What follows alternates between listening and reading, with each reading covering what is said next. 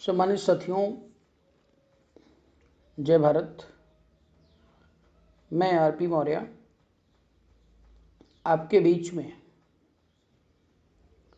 एक बहुत ही इम्पोर्टेंट विषय बिंदु के साथ उपस्थित हूँ।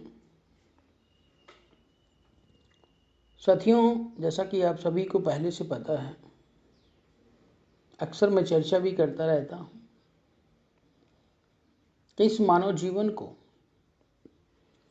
पूर्णतया सुधारने के लिए, उचित राह पर लाने के लिए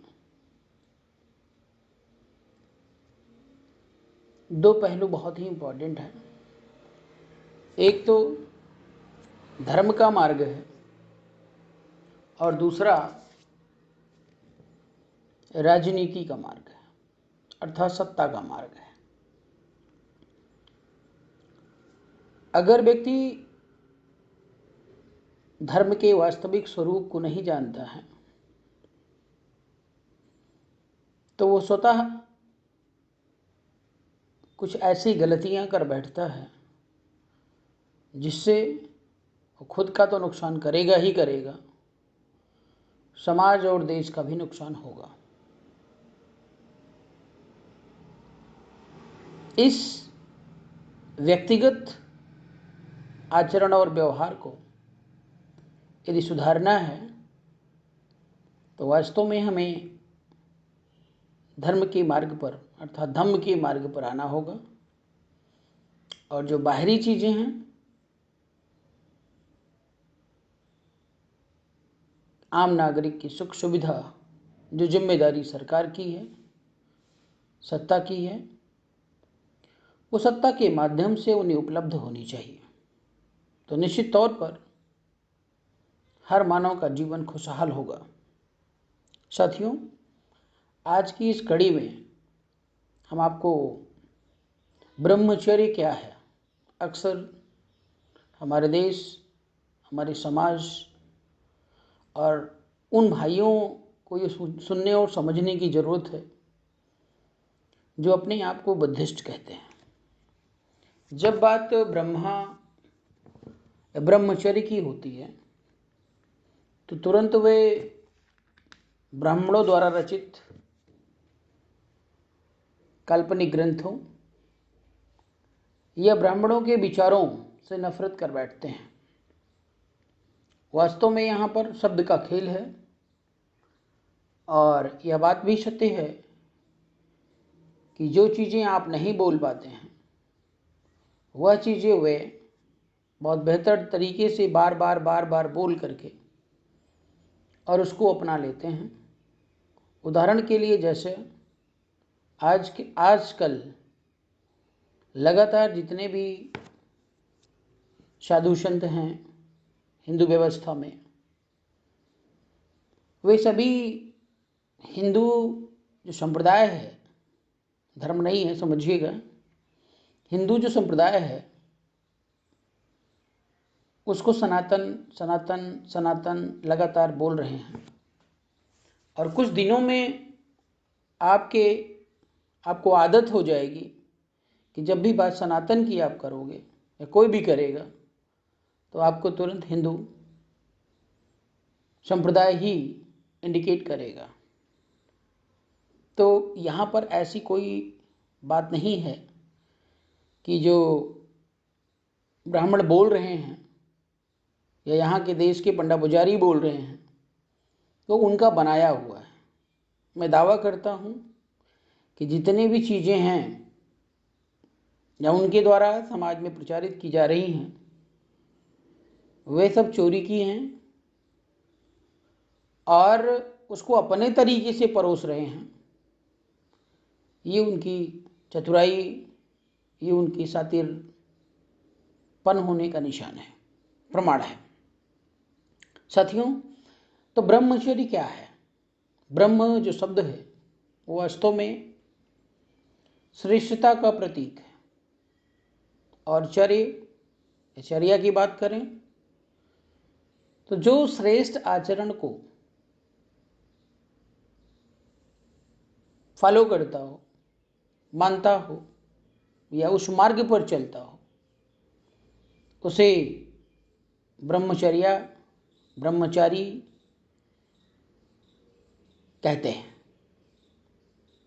भगवान बुद्ध द्वारा दिया गया आर्य अष्टांगिक मार्ग ही वास्तव में ब्रह्मचर्य को रिप्रेजेंट करता है। आर्य अष्टांगिक मार्ग का अर्थ है धम्म मार्ग, अर्थात आजकल हम इसको धर्म मार्ग भी कह सकते हैं, क्योंकि पहले धम्म हुआ करता था और आजकल यह धर्म के नाम से प्रचारित और प्रसारित है। हमारे कुछ बुद्धिस्ट भाई लोग धर्म और धर्म दोनों में अंतर समझते हैं। जब बात धम्म की करते हैं तो वे बुद्ध के बहुत नज़दीक होते हैं, और जब धर्म की बात करते हैं तो वे इसे ब्राह्मणों को सौंप देते हैं। ऐसा नहीं है। धम्म और धर्म दोनों एक दूसरे के समानार्थी शब्द हैं। पहले पाली भाषा में धम्म के नाम से जाना जाता था और आज प्रायः लोग इसे धर्म के नाम से जानते हैं और बिना जाने समझे उस धर्म से नफरत भी करते हैं। इसका कारण उनकी अज्ञानता है, जो वह धर्म के वास्तविक स्वरूप को समझने की भूल कर रहे हैं। तो भगवान बुद्ध द्वारा बताया गया जो आर्य अष्टांगिक मार्ग मीन्स जो श्रेष्ठ अष्टांगिक मार्ग है, वही धम्म मार्ग है और वही ब्रह्मचर्य है, वही धर्म मार्ग है। अष्टांगिक मार्ग में भगवान बुद्ध ने बताया है सम्यक दृष्टि, चार आर्य सत्य। चार आर्य सत्य अर्थात संसार में दुख है, दुख का कारण है, निवारण है और अष्टांगिक मार्ग ही उसका निवारण है। ये चार आर्य सत्य भगवान बुद्ध ने सम्यक दृष्टि में बताया है। दूसरा है सम्यक संकल्प, मानसिक और नैतिक विकास की प्रतिज्ञा करना। तीसरा है सम्यक वाक, हानिकारक बातें व झूठ ना बोलना।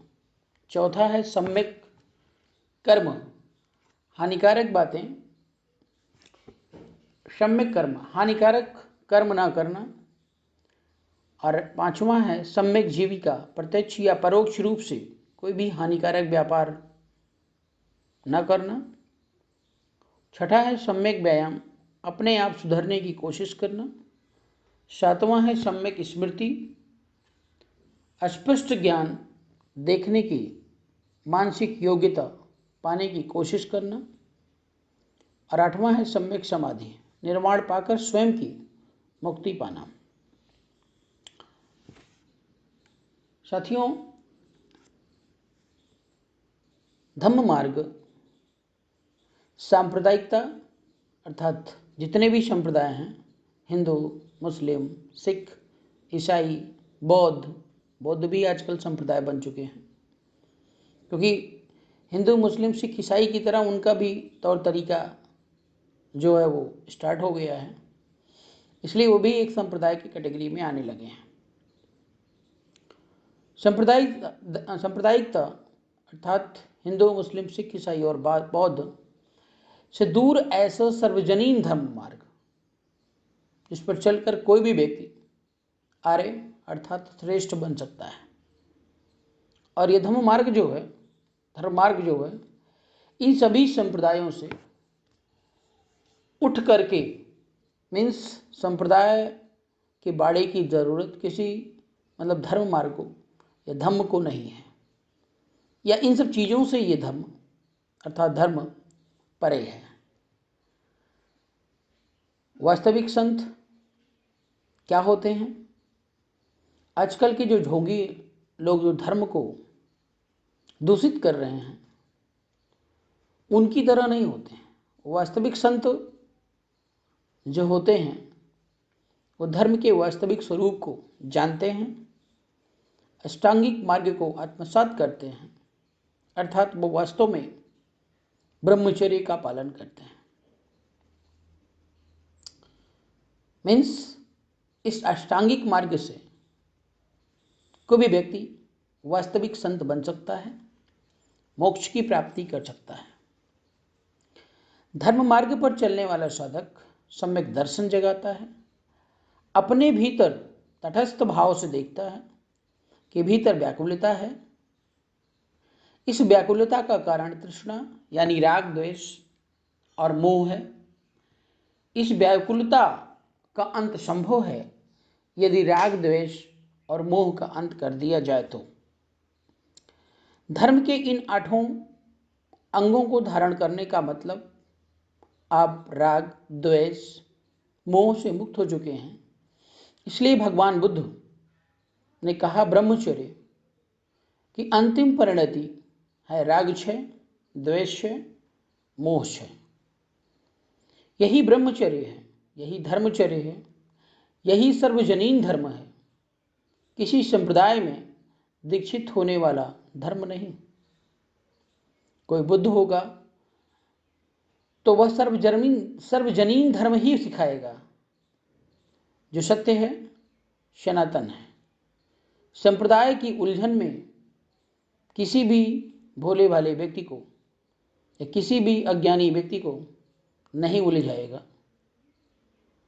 साथियों, संप्रदाय की जंजीरों से छुटकारा पाकर ही सर्वजनीन धर्म को अपनाया जा सकता है। इसी में सभी का मंगल है, कल्याण है और उज्जवल भविष्य है। आज के लिए इतना ही। और हमने ये प्लान बनाया है, ऐसा सोचा है कि राजनीतिक ज्ञान के साथ साथ सामाजिक और धार्मिक ज्ञान भी आपके बीच में संस्कार डालना बहुत जरूरी है। अगर ऐसा नहीं हुआ तो राजनीति कितनी भी बेहतर बनाई जाए, डंडे के बल पर या सम्राट अशोक की जो चंडता थी उसके बल पर समाज को आंतरिक रूप से कभी भी सुधारा नहीं जा सकता है। इसलिए हमें धर्म सत्ता और राय सत्ता मीन्स एक हाथ में धर्म सत्ता और दूसरे हाथ में राज सत्ता की जरूरत है। निश्चित तौर पर भारत देश एक दिन पुनः सोने की चिड़िया बनेगा। बहुत बहुत धन्यवाद।